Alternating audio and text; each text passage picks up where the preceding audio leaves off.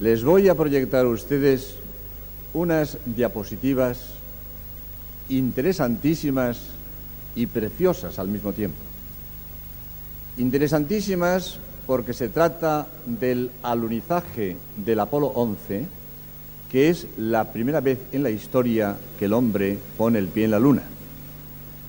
Y preciosas porque en boca de un fotógrafo profesional, que además es artista, me dijo: estas fotos son técnicamente perfectas y artísticamente excepcionales.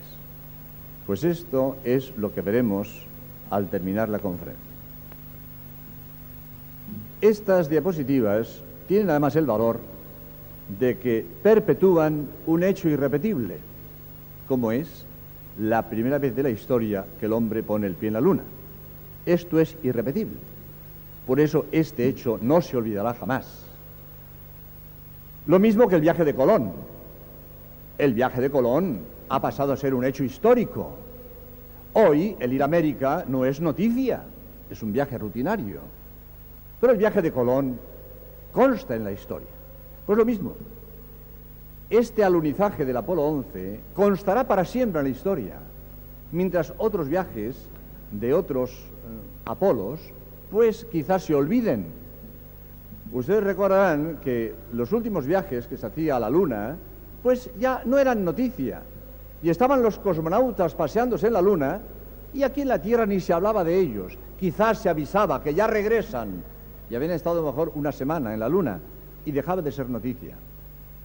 Pues por esto digo que este viaje del Apolo hoy es noticia, aunque el viaje a la Luna termine por ser un viaje rutinario, como es el viaje a América, porque los astrónomos están interesados en montar en la Luna un observatorio astronómico, porque en la Luna se pueden observar las estrellas con muchísima más claridad, con muchísima más nitidez que desde la Tierra, porque la Tierra está envuelta en la atmósfera que enturbia el estudio de las estrellas.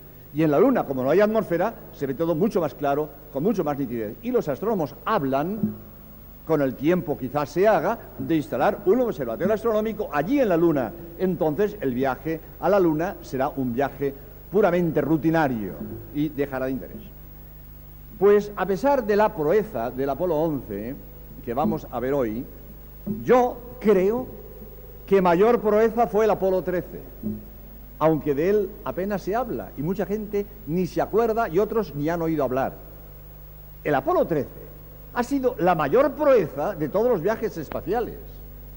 Ustedes recordarán que en el Apolo 13, estando en la Luna, les reventó un depósito de oxígeno y se quedaron en la Luna sin instrumentos de navegación.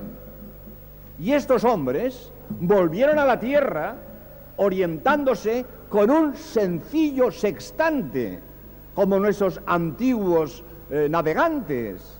Y a pesar de eso, supieron encajar por el carril, el canal, el túnel, la inclinación necesaria para no desintegrarse. Porque si el Apolo 13 hubiera entrado muy perpendicularmente a la Tierra, pues se desintegra en el choque con la atmósfera, como le pasa a los meteoritos, esas piedras que con el roce con la atmósfera se desintegran, y la gente dice: he visto correr una estrella fugaz. No, es una piedra que al entrar en la atmósfera, con el roce, se pone incandescente y se desintegra.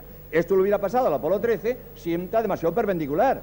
Y si hubiera entrado demasiado tangencial, hubiera rebotado en la atmósfera y se hubiera perdido en el espacio, lo mismo que cuando tiramos una piedra plana sobre un estanque que rebota en el agua y vuelve a elevarse.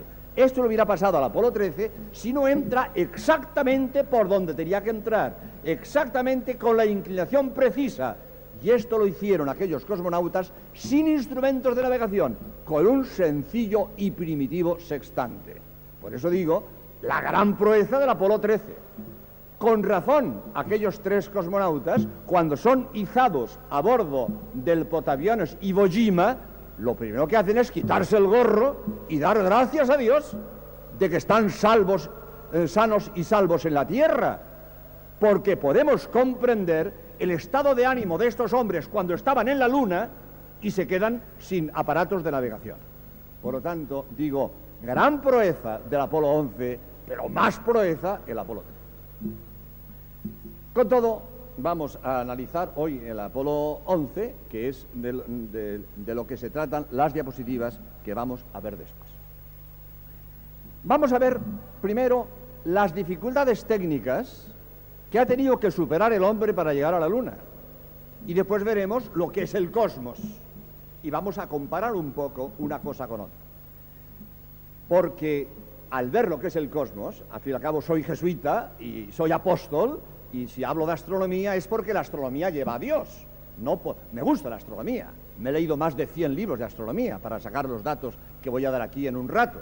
Ojalá me hubiera encontrado todos los datos en una paginita. Me hubiera ahorrado centenares de horas de estudio. He tenido que leer mucho, ir sacando datos de un sitio y de otro. Muy bien, de acuerdo. Es fenomenal la proeza del Apolo 11 y la vamos a comparar con el cosmos, porque viendo la grandeza del cosmos, entonces caemos en la cuenta de la sabiduría de Dios y de la grandeza de Dios y del poder de Dios. Por eso dice la Biblia, los cielos cantan la gloria de Dios, porque contemplando los cielos y sabiendo lo que esos son, caemos en la cuenta de la sabiduría y de la técnica de Dios. Nosotros le llamamos Dios. Hay gente que tiene alergia al nombre de Dios y le buscan otros nombres. Me es igual. A ese ser inteligente que ha hecho el cosmos. En otros idiomas le llaman God los ingleses y Dios los franceses y Dios los italianos, que es Alá los árabes y Yahvé los hebreos. Me es igual.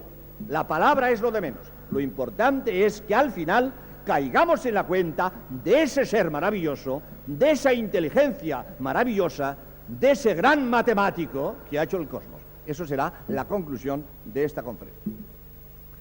Vamos a ver primero dificultades técnicas que ha tenido el hombre que superar para llegar a la Luna. Primero, lanzar al espacio un proyectil de 110 metros de altura, como la Giralda de Sevilla. Aunque hay que reconocer que estos 110 metros de altura, casi todo era combustible para escapar del campo gravitatorio de la Tierra. Lo aprovechable es el cono de la punta. El Apolo es el cono de la punta. Lo demás es combustible, que una vez que se vacían los depósitos, se desprenden de ellos en su viaje a la Luna. Lo aprovechable es el cono de la punta, la nave, que es muy pequeñita.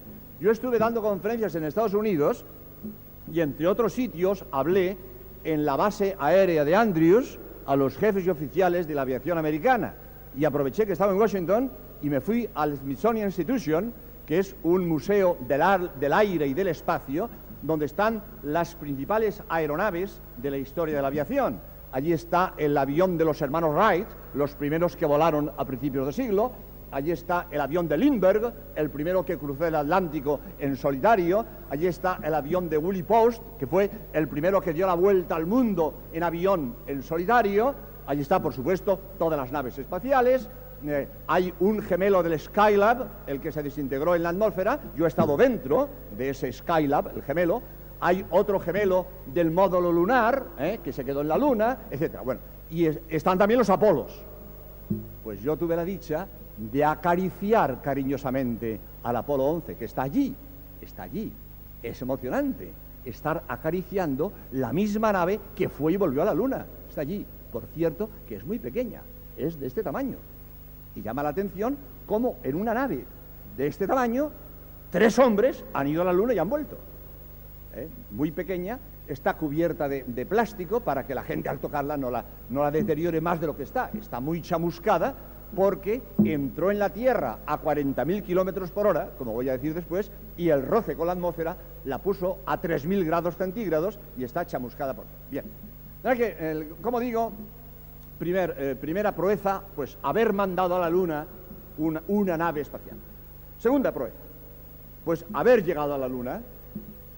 Nunca nadie había llegado tan lejos, nunca. El hombre que ha dado el viaje más largo en la Tierra ha sido Juan Sebastián Elcano, que dio la vuelta a la Tierra, y entonces, como no estaban abiertos los canales de Panamá y de Suez, tuvo que bajar por el Cabo de Hornos y por el Cabo de Buena Esperanza. o sea, de una vuelta enorme. Si el perímetro de la Tierra, si el meridiano son 40.000 kilómetros, con las vueltas que tuvo que dar, pongamos el doble, 80.000 kilómetros. Y nadie en la Tierra ha hecho un viaje más largo de 80.000 kilómetros. Pues a la Luna, 384.000 kilómetros. Nunca nadie había llegado tan lejos. Tercero, velocidad. Había que volar a 40.000 por hora. Nunca nadie había volado a esa velocidad. Los grandes aviones comerciales de líneas aéreas, estos Jumbo, van alrededor de 1.000 por hora, 1.000 por hora. El Concorde, 2.000 por hora. El avión más rápido es el X-15 americano, que es un prototipo, no es un avión hecho en serie, y va a 6.000 por hora. Y es el récord de velocidad, 6.000 por hora. Había que volar a 40.000 por hora. Y si no, no se iba a la Luna. ¿Por qué? Para escapar del campo gravitatorio de la Tierra. La Tierra frena, por eso las cosas caen. Cuando tiro una piedra con la mano, el impulso que le doy a la piedra se combina con la atracción de la gravedad que va atrayendo la piedra describe una parábola y termina por caer a tierra.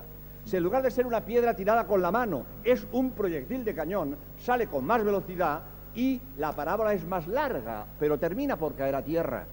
Si el proyectil sale a 8 kilómetros por segundo, entonces la parábola es tan larga que cae detrás del horizonte y se queda en órbita terrestre. Ahí tenemos un satélite artificial. Los satélites artificiales se ponen en órbita con proyectiles que salen a 8 kilómetros por segundo. Pues había que volar a 11 por segundo, que son 40.000 por hora. ¿Para qué? Para escapar del campo gravitatorio. Entonces la parábola es tan larga que se sale del campo gravitatorio práctico. El campo gravitatorio teórico es infinito, pero prácticamente llega un momento en que la Tierra ya, la atracción es tan débil que no influye en el proyectil. Por eso, no dije antes que estos grandes depósitos de combustible del Saturno V es para escapar del campo gravitatorio, porque fuera del campo gravitatorio se va con los motores parados, se va a base de matemáticas. Menudos depósitos de combustible haría falta para ir a la Luna a base de combustible, ¿no? A la Luna se va a base de matemáticas, como después diré. Pero como estaba diciendo antes, entonces resulta que esta velocidad que hay que lograr de 40.000 kilómetros por hora es para escapar del campo gravitatorio de la Tierra, y una vez que se escapan del campo gravitatorio ya se va por inercia con motores parados hasta la Luna. Pero había que volar a 40.000 por hora. Nunca nadie había volado tanto. Y cuarto, otro dato interesantísimo, precisión. Precisión. Tengamos en cuenta que el Apolo ha ido a la Luna y ha vuelto, ha hecho un viaje de 800.000 kilómetros y se pone en contacto con el agua 30 segundos después de la hora prevista. Precisión fenomenal, extraordinaria. Don Emilio Novoa, director de la Escuela Superior de Ingenieros de Telecomunicación, en un artículo de una revista científica que yo leí, decía: el hombre ha ido a la Luna gracias a la cibernética. Sin ayuda de las máquinas, nosotros no hubiéramos ido a la Luna, porque como hemos ido a la Luna a base de matemáticas, hay que hacer tal cantidad de cálculos que el hombre es incapaz de hacer tantos cálculos, necesita de la máquina. El hombre se ayuda de la máquina en esto como en todo, como en todo. Urtain, aquel famoso boxeador, en sus buenos tiempos, al primer minuto dejaba KO al contrincante y creo que levantaba 100 kilos. Muy bien. Urtain, con su fortaleza física, levanta 100 kilos, pero ni Urtain ni nadie es capaz de levantar con su brazo 10 toneladas. Y lo que no puede hacer el hombre con su brazo, lo hace con la cabeza. Inventa una grúa y mueve 10 toneladas. Un corredor, creo que puede correr a 30 kilómetros por hora. Creo que ahí está la marca de los 100 metros lisos, 30 por hora. Muy bien. Un corredor puede correr a 30 por hora, pero no hay corredor en el mundo que con sus piernas corra a 100 por hora. Lo que no puede hacer con las piernas, lo hace con la cabeza. Inventa una máquina que se llama automóvil y puede correr a 100 por hora. Lo mismo, con la cabeza podemos calcular con un límite de velocidad y un margen de error, pero inventamos unas máquinas que calculan más a prisa y además no se equivocan. Esa es la cibernética, los ordenadores, las calculadoras. Bien, pues dice Novoa, gracias a la cibernética hemos ido a la Luna, porque sin ayuda de las máquinas es tal la cantidad de datos que había que hacer que nunca hubiéramos sido capaces de ir a la Luna. Bien, pues vamos a ver, a comparar un poco, una vez dicho esto, con brevedad, porque el reloj corre mucho, vamos a ver, a comparar un poco con el cosmos. Hemos ido a la Luna, hemos ido a la Luna. ¿Pero qué es eso de ir a la Luna? ¿Pero qué proeza hemos hecho yendo a la Luna? Hemos visitado a nuestra vecina del primero derecha, viviendo nosotros en el primero izquierda, nuestra vecina de puerta. Porque, ¿dónde está la Luna? A 384.000 kilómetros. ¿Pero eso qué es? Eso no es distancia en el cosmos. Porque en el cosmos no se puede medir en kilómetros, porque nos faltaría sitio en el papel para poner ceros. Medimos en años de luz. En kilómetros medimos solo dentro de casa, dentro del sistema solar. Y entonces la Luna está a 384.000 kilómetros. No llega a 500.000. Pues sin salir de casa, nuestro vecino de arriba, Plutón, el del ático, está a 6.000 millones de kilómetros. Si el vecino de arriba está a 6.000 millones de kilómetros, la Luna, que está a menos de 500.000, nuestra vecina de puerta, de aquí, del mismo piso, hemos visitado a la vecina de al lado, no hemos hecho nada. Y eso Plutón dentro del sistema solar, porque si salimos del sistema solar no podemos contar en kilómetros, tenemos que contar en años de luz. ¿Y qué es el año de luz? Lo que la luz recorre a lo largo de un año a 300.000 kilómetros por segundo. Menuda medida. A 300.000 kilómetros por segundo a lo largo de un año. Esa es la medida. Y con esa medida resulta que la estrella más cercana, bueno, la más cercana no se ve, es Alfa de Centauro, está en el hemisferio sur. La que nosotros vemos, la más cercana es Sirio, que está por el sur, estoy desorientado, no sé si el sur está por allá, pues en el sur aparece en invierno, en verano no se ve, detrás del gigante Orión, la constelación de Orión, detrás se ve en el Can, se ve a Sirio, la estrella más bonita, unas irisaciones preciosas, la más brillante estrella, no planeta, porque Venus y Júpiter brillan mucho, pero reflejan la luz del Sol, no tienen luz propia. Pero Sirio, de luz propia, Sirio es la más cercana. Pues Sirio, la luz tarda de Sirio a nosotros 8 años. A 300.000 kilómetros por segundo tarda 8 años de Sirio a nosotros, y es la estrella más cercana. Vamos a poner algunas lejanas. Andrómeda, 2 millones de años de luz. Coma de Virgo, 200 millones de años de luz. Esos son distancias. 200 millones de años de luz. Y la Luna está a 1 segundo.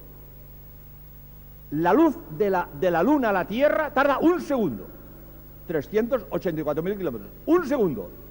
Conocemos estrellas a 200 millones de años. ¿Qué hemos hecho yendo a la Luna? ¿Hay alguien que piense darse un paseo por Andrómeda o por Coma de Virgo? Estamos viendo qué poco hemos hecho yendo a la Luna. Gran proeza yendo a la Luna. Pero si nos quedamos boquiabiertos ante la técnica del hombre que ha ido a la Luna, ¿qué boca tenemos que abrir ante la técnica de ese que llamamos Dios, que ha hecho el cosmos? Voy a seguir dando datos, porque es interesantísimo. Hemos hablado de tamaños, de distancias. Ahora voy a hablar de tamaños y de velocidades. Velocidad. El Apolo ha salido a 40.000 por hora, que son 11 por segundo. La Tierra va al doble por el espacio. La Tierra va a 100.000 por hora, que son 30 por segundo. La Tierra alrededor del Sol recorre su órbita a 100.000 kilómetros por hora, que son 30 por segundo. El Sol va a 300 kilómetros por segundo. Y por poner las más rápidas que hemos detectado, a 145.000 kilómetros por segundo. Esto lo han hecho en Monte Palomar, en California.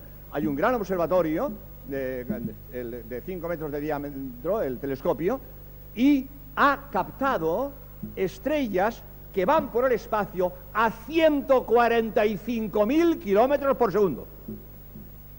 Impresionante. ¿Y cómo se mide esto? Analizando la luz. El único correo que me llega de la estrella es la luz. Y el científico descompone la luz en el prisma, los colores del arco iris, rojo, anaranjado, amarillo, verde, azul, añil y violado, y en esa banda de colores del arco iris hay unas rayas características, y por la situación de esas rayas sabe qué cuerpo, estudiando las rayas, sabe qué cuerpo se quema en la estrella, a qué temperatura está la estrella, a qué velocidad se desplaza la estrella. Y estudiando las rayas del espectro, en Montreal, Humason ha detectado estrellas que van por el espacio a 145.000 kilómetros por segundo. Y esas estrellas no son corpúsculos, no son fotones, no.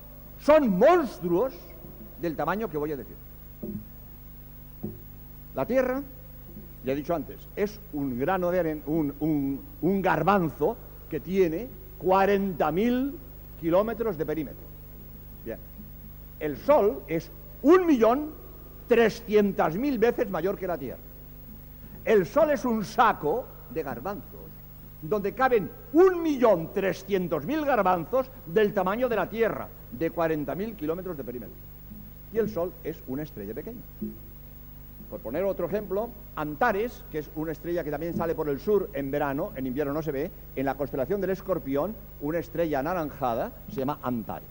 Pues Antares es 115 millones de veces mayor que el Sol. Y nos perdemos. Yo digo que el Sol es 1.300.000 veces mayor que la Tierra, decimos, ¡qué grande! Digo que Antares es 115 millones de veces mayor que el Sol, ¡qué grande! Nos faltan palabras. Pues para que entendamos bien esto, lo voy a ejemplificar de una manera plástica que se entiende muy bien. Antares es de un tamaño tan colosal que dentro de Antares pongo el Sol y la Tierra girando alrededor del Sol. Ya dije antes que la Tierra va a 100.000 kilómetros por hora.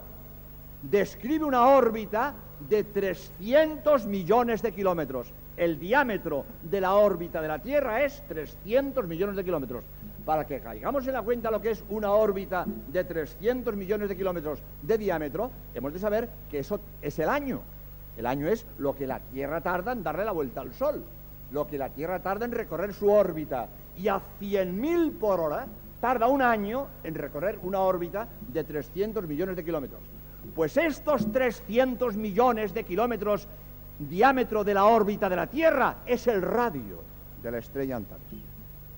Dentro de la estrella, dentro de Antares cabe el Sol, la Tierra dando vueltas y sobra media estrella. Tamaño de Antares. Pues voy a dar otro dato, este lo voy a leer porque no me lo sé de memoria, que es impresionante. Además es el de los últimos que he incorporado. Tengo escrito un libro que se llama Para Salvarte, que es muy conocido, he hecho ya pues 40 ediciones y más de 1 millón de ejemplares, donde tengo puesto estos datos. Pues uno de los últimos datos que he conseguido es Alfa de Hércules, la mayor de las estrellas conocidas. Es 8.000 billones, con B de Barcelona, 8.000 billones de veces mayor que el Sol. Y lo voy a ejemplificar como antes. Resulta que el diámetro de la órbita de Plutón, dije antes que Plutón está a 6.000 millones de kilómetros, el diámetro de la órbita de Plutón son 12.000 millones de kilómetros. Los 12.000 millones de kilómetros diámetro de la órbita de Plutón es la 10ª parte del radio de Alfa de Hércules. Unos tamaños descomunales, impresionantes. Pues estas estrellas, con estos tamaños, con estas velocidades, se mueven con una precisión como no conocemos nosotros mayor precisión. Hoy, con estos relojes de cuarzo y ya los relojes son de más precisión, pero hasta hace poco los relojes, ¿con quién se ponían en hora? Con el Sol. ¿Quién daba las 12? El Sol. Y cuando el Sol pasa por el meridiano, todos los relojes poniéndose en hora con el Sol, porque el movimiento de las estrellas es matemático. Es matemático. Yo tengo muchos amigos astrónomos que me hacen estos cálculos. Todos estos cálculos no los hago yo, se les encargo que ellos lo hacen mejor. Primero, yo me puedo equivocar, ellos lo hacen mejor. Pues tengo muchos amigos astrónomos, y uno de ellos, López Palacios, que es observador, y pues me dijo un día, hablando de estas cosas: mire, padre, el movimiento de las estrellas es tan exacto que a mí me bastan 3 segundos para que mi ayudante, que está en la mesa tomando los datos que yo le doy, me avisa 3 segundos antes para que yo apague el cigarrillo y ponga el ojo en el aparato. Y a la hora, al minuto y al segundo, calculado en el almanaque astronómico que se ha hecho hace 5 años, porque los almanaques astronómicos hay que hacer muchos cálculos, muchos números, mandar a la imprenta, corregir pruebas, volver a mandar, volver a corregir. Se hacen con 5 años de anticipación. En un almanaque que se ha hecho hace 5 años, te dice qué hora, a qué minuto y a qué segundo una estrella que está a miles de años de luz va a pasar por el meridiano. Y eso es tan exacto que me avisa 3 segundos antes. Apago el cigarrillo, pongo el ojo al aparato y a la hora, minuto y segundo previsto hace 5 años, una estrella que está a miles de años de luz pasa por el meridiano. Exactitud matemática del movimiento de las estrellas. Miren ustedes, en lo único que se puede ser profeta es en astronomía, en ninguna otra cosa. ¿Me queréis decir quién sabe el campeón de liga del año que viene? Ni siquiera los 14 resultados de los partidos del domingo. Por eso, el que acierta por casualidad se lleva 60 millones. ¿Pero quién puede profetizar los 14 resultados? Nadie. Nadie. En nada podemos ser profetas. En astronomía sí. En astronomía sí podemos ser profetas. En astronomía sabemos cuándo va a haber un eclipse, dónde se va a ver, qué día, a qué hora, a qué minuto, a qué segundo, cuánto va a durar, todo se sabe. Perfecto. Estaba yo en Canarias dando conferencias y me dijeron que poco antes había habido un eclipse total de sol visible en las Canarias. Me dijeron a las 11 de la mañana se hizo de noche. Tan de noche que a las 11 de la mañana los coches tuvieron que encender los faros, los pajarillos se fueron a dormir, los árboles se llegaron de pajarillos a las 11 de la mañana. Porque se hizo de noche, los pajarillos no entienden de eclipses, se hizo de noche a dormir. Corta les parecerá la noche, porque claro, el eclipse termina pronto y volvió a salir el sol. Mira, qué corta es esta noche, pero otra vez a volar. Pero de hecho, a las 11 de la mañana, eclipse total de sol, visible en las Canarias. Pues allí en las Canarias se reunieron astrónomos americanos, ingleses, alemanes, franceses y italianos españoles. Se fueron a las Canarias, no se fueron a Alaska, no se fueron a Australia, se fueron a las Canarias, porque sabían que el cono de sombra cogía las Canarias. Y sabían qué día, qué hora, qué minuto, qué segundo. Todo previsto, con mucho tiempo de anticipación, porque el movimiento de las estrellas es matemático, es perfecto. Miren ustedes, hoy ya no tiene tanto valor esta profecía, porque yo, que vengo hablando de esto hace 20 años, yo hace 20 años decía, dentro de 20 años se van a acordar ustedes de mí, se lo profetizo, seguro. Porque dentro de 20 años el cometa Halley va a pasar junto a la Tierra. Y decía la gente, largo me lo pone usted, largo me lo pone usted. 20 años, ¿viviremos entonces? Ya no son 20 años, ya es el año que viene. Es el año que viene. Que el cometa Halley se acerca a la Tierra. Y aunque uno no quiera, se entera que el cometa Halley viene. Porque es la tele, y es la radio, y son los periódicos, son las revistas. Aunque uno no quiera, se entera que el cometa Halley viene hacia la Tierra. Por eso decía yo hace 20 años, ustedes se van a enterar, aunque no quieran. Se van a enterar que yo les he profetizado que el año 86 el cometa Halley se acerca a la Tierra. Lo mismo que pasó el año 10 y se había profetizado en el siglo pasado. Y desde el año 10 lo estamos esperando. El año 10, cuando pasó el cometa Halley, no sé si alguno de ustedes vivía entonces, pero se armó un escándalo en la Tierra, porque todo el mundo se creía que era el fin del mundo. Porque cuando se dijo que la Tierra iba a pasar por la cola del cometa, pensaban que en la cola del cometa había gases tóxicos, que era el fin del mundo, hubo gente que se suicidó, en fin, un espanto en toda la Tierra, la gente atemorizada. ¿Por qué? Porque era el fin del mundo, porque se iba a morir la humanidad con los gases tóxicos de la cola del cometa. No pasó nada, no hay gases tóxicos y la vida sí. Pero desde el año 10 estamos esperando, ya el año que viene. Cuando se verá mejor es en marzo y abril, porque el cometa se ve a la ida y a la vuelta, y lo veremos mejor a la vuelta porque pasa más cerca.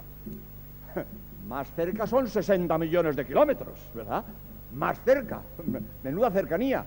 Pero claro, 60 millones de kilómetros, si nuestro vecino de arriba está a 6.000 millones de kilómetros, el cometa que pasa a 60 millones pasa por delante de la puerta de nuestro piso, vamos, 60 millones de kilómetros, en el espacio no es nada. Pues el año que viene pasará, en marzo, abril, se podrá ver, y lo estamos esperando desde el año 10, Y esto es matemático, esto es seguro, esto es preciso. Esto es preciso. El movimiento de las estrellas es perfectamente matemático. Por eso, decimos nosotros, bueno, dicen los astrónomos, James Jeans dice, el cosmos es obra de un gran matemático, porque las estrellas se mueven según leyes matemáticas que formularon Newton y Kepler, pero Newton y Kepler no hicieron esas leyes matemáticas, deducen las leyes matemáticas, formulan las leyes matemáticas, pero no hacen las leyes matemáticas. El cosmos se mueve según leyes matemáticas hechas por alguien que no es el hombre. Bormann desde la Luna decía, nosotros hemos llegado a la Luna gracias a unas leyes matemáticas que han sido hechas por el hombre. Miren ustedes, acaba de morir Paul Dirac, que es un astrónomo pues de mucha talla, es premio Nobel de Física y un profesor catedrático de física teórica en la Universidad de Cambridge, en Inglaterra, y con ocasión de su muerte, este periódico de Bilbao, El Correo Español, dice de él, es uno de los astrónomos más sobresalientes de nuestro tiempo. Pues este hombre, como digo, premio Nobel de Física, yo he tomado una cita de él en la revista Investigación y Ciencia, una revista científica, y dice Paul Dirac, Dios es un matemático de alto nivel. ¿A esto voy? Estos hombres, astrónomos, comprenden que el cosmos es obra de un matemático. Las leyes matemáticas que se reflejan en la naturaleza nos hablan del matemático, lo mismo que una obra de arte me habla del artista. Cuando nosotros vemos la belleza de la cara de la Virgen, de la Piedad de Miguel Ángel, pensamos en el artista. Pero ¿qué artista Miguel Ángel que de un bloque de mármol saca esta belleza de mujer? ¿Qué artista? La obra me hace pensar en el artista. Cuando contemplamos el cosmos, pensamos en el matemático que ha hecho esta obra maravillosa, porque comprendemos que este maravilloso orden con que se mueven las estrellas no puede ser fruto de la casualidad. La casualidad no hace orden. Un ejemplo muy claro.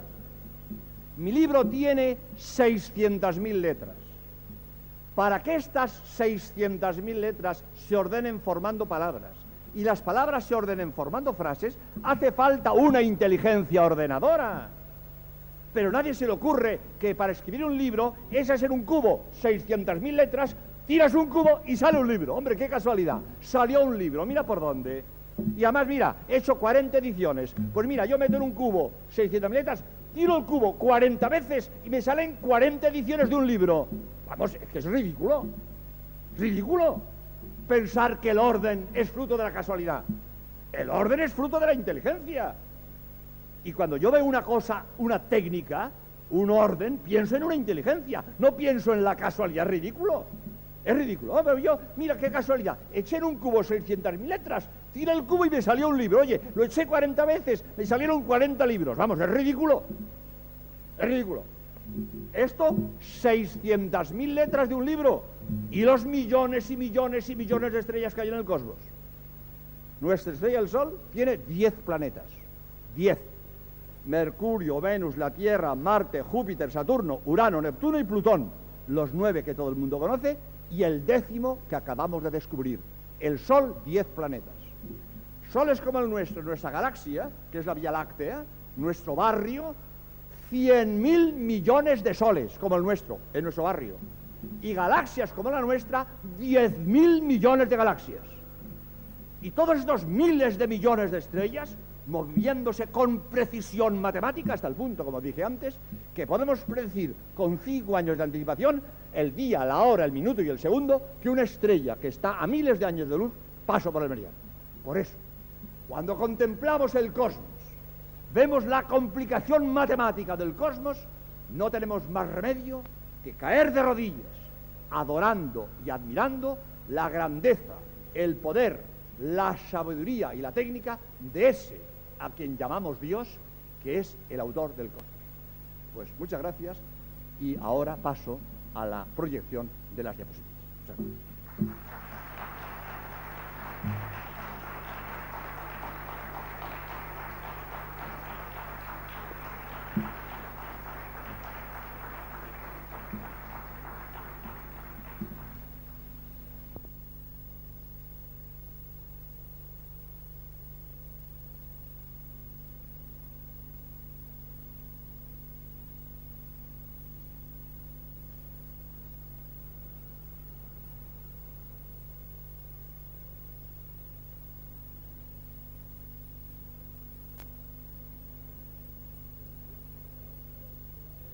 Los tres cosmonautas del Apolo 11, Armstrong, Collins y Aldrin. Armstrong, que está a la derecha, comandante de la nave, ha sido el primer hombre de la humanidad que ha puesto el pie en la Luna. Casado, con 2 hijos, 39 años. Es ingeniero aeronáutico.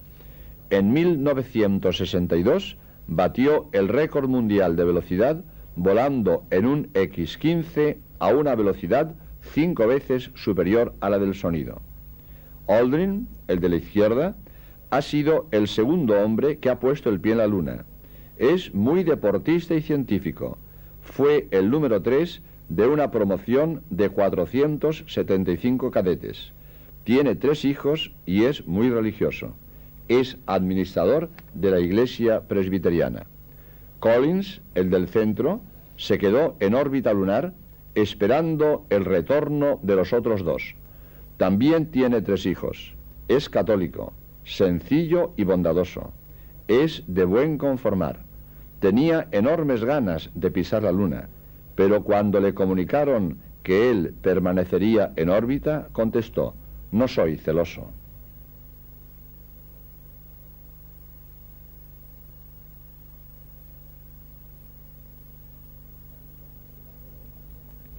Salida del Apolo 11 el 16 de julio de 1969. El cohete Saturno V medía 110 metros de altura, como la Giralda de Sevilla. Pesaba 6.000 toneladas, de las cuales solamente 6, las de la nave cónica de la punta, volvieron a la Tierra. Alcanzó la velocidad de 40.000 kilómetros por hora, para poder escapar del campo gravitatorio de la Tierra. La aceleración del cohete es 5 veces superior a la fuerza de la gravedad en la superficie de la Tierra, lo cual hace que un hombre cuyo peso sea de 80 kilos tenga la sensación de que pesa 400. La plataforma móvil de lanzamiento de este cohete tiene una altura de 130 metros y pesa 5.000 toneladas.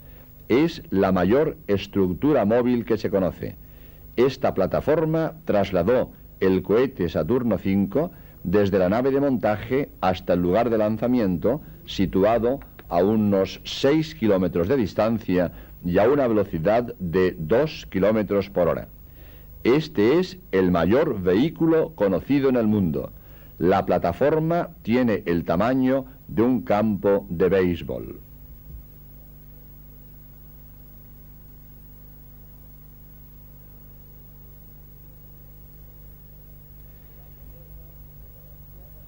La Tierra fotografiada durante el viaje a la Luna a una distancia de 184.000 kilómetros. Las manchas blancas son las nubes. Se ve perfectamente el norte de África y su costa mediterránea. En la parte izquierda se ve España.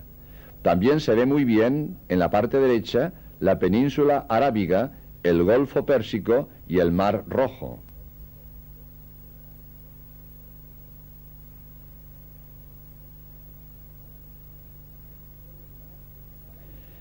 El suelo lunar al aproximarse la cápsula.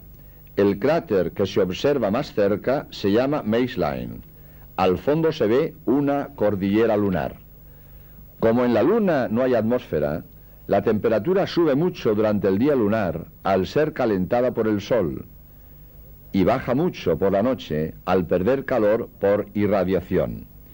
Esta oscilación va de 117 grados centígrados sobre cero a 173 bajo cero.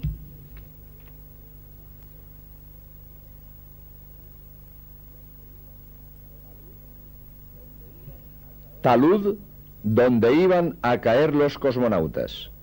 Si el módulo lunar hubiera caído ahí, hubiera sido catastrófico, pues hubiera volcado. Los cosmonautas interrumpieron el mando automático y, haciendo uso del mando manual, pudieron desviar el módulo para no caer en el talud cortado a pico. Fueron 7 minutos de angustia. El Dr. Berry, jefe de los médicos de la NASA, dice que el electrocardiograma de Armstrong acusaba 156 pulsaciones por minuto.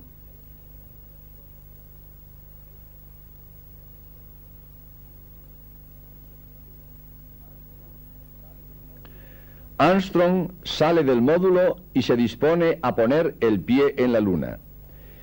El último escalón ha quedado un poco alto y hay que bajar del todo dando un salto.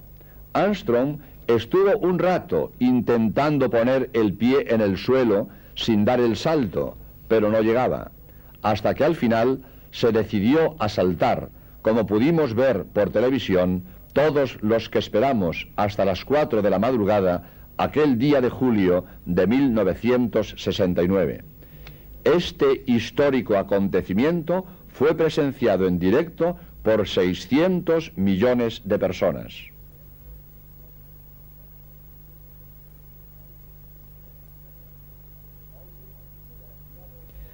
Aldrin, fotografiado por Armstrong.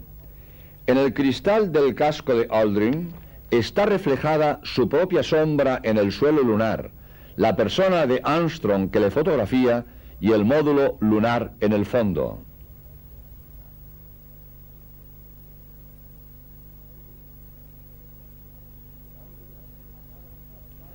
Aldrin acaba de plantar la bandera norteamericana. Como en la Luna no hay atmósfera, tampoco hay viento. Para que la bandera no caiga flácida, le han puesto una varilla metálica en la parte superior que la sostenga. En el lado izquierdo, una pata del módulo.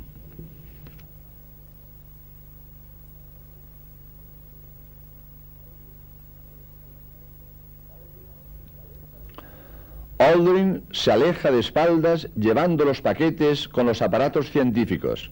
Sus pies se hunden en el polvo del suelo lunar como nuestras pisadas en la arena de la playa. Como la gravedad de la Luna es 6 veces menor que la de la Tierra, el esfuerzo realizado para dar en la Tierra un paso de 1 metro, en la Luna resulta un salto de 6 metros.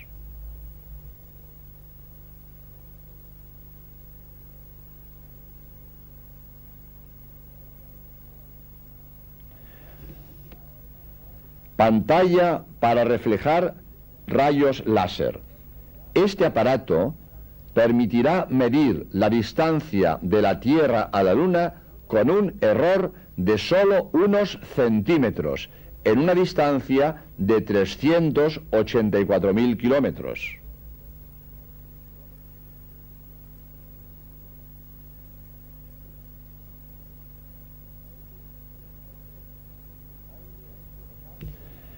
Aldrin colocando los aparatos científicos para los experimentos. Al fondo, el módulo lunar y la bandera que parece ondear gracias a la varilla metálica que le han puesto en la parte superior. Con ese traje, los movimientos del astronauta están entorpecidos por la presión interior. No puede ni sentarse ni inclinarse por debajo de las rodillas.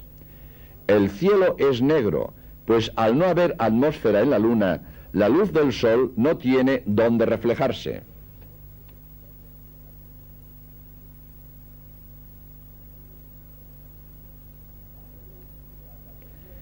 Paneles de las baterías para aprovechar la energía solar que hará funcionar el sismógrafo ultrasensible y demás aparatos científicos.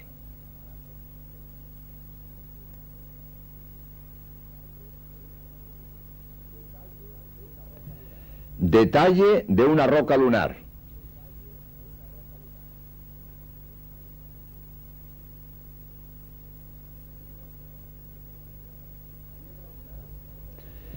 piedra lunar fotografiada a una distancia de 5 centímetros.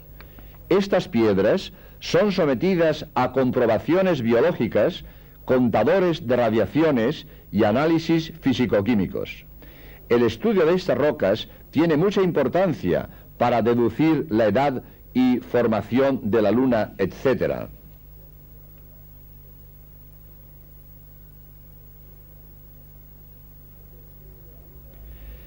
Despegue de la Luna el 21 de julio de 1969, después de 22 horas sobre el suelo lunar. Al fondo se ve la Tierra, parte de día y parte de noche. Esta foto fue sacada por Collins desde el módulo de mando en órbita lunar. Collins dio 24 vueltas a la Luna mientras Armstrong y Aldrin hacían su trabajo.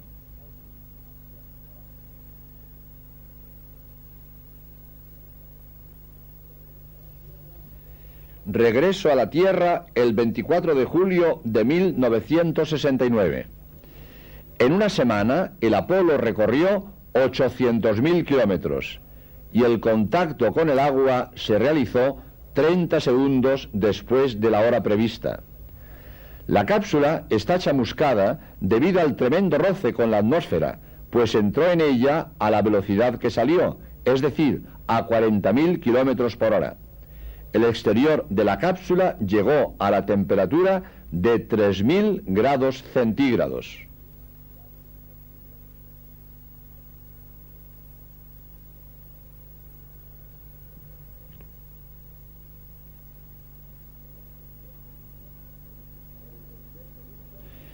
El presidente Nixon felicita a los 3 cosmonautas durante la cuarentena a bordo del portaaviones Hornet.